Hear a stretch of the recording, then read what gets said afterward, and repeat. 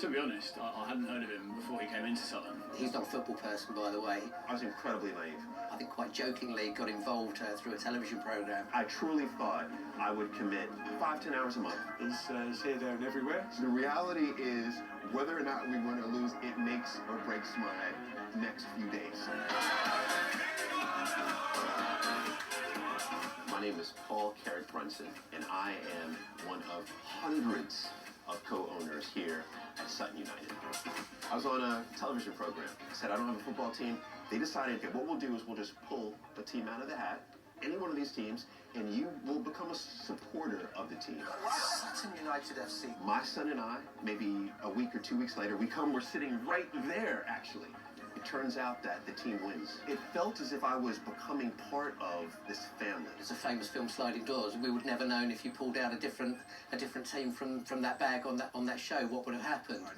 Next week, I was walking along with a gentleman who was a black man, and I was telling him about attending this football match, and he said, you're a celebrity, so you can attend those matches, but we can't. I said, what do you mean you can't? What are you talking about? He said, no, I've never taken my son to a local football match because I don't feel safe.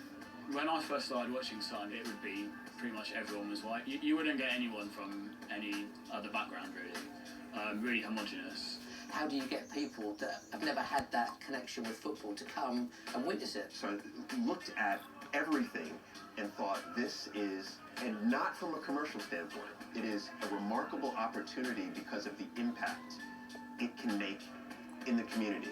I think if we can lead and we can show people that there's acceptance, hopefully a lot of clubs will sit up and notice, okay, you're doing something and we like that, why should we not follow?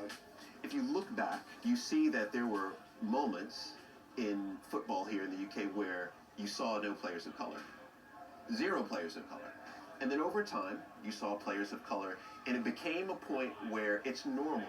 But when it comes to coaches, when it comes to board of directors, when it comes to ownership, is it normal? There's an argument to say that it's not. So I think that part of, I hope, my role is to help to normalize it. The larger piece is a project called the Amber Army 100. It's an initiative to encourage people who have never attended a football match. Maybe because they didn't feel safe. Maybe because they couldn't afford a ticket. For whatever reason, to come to a match.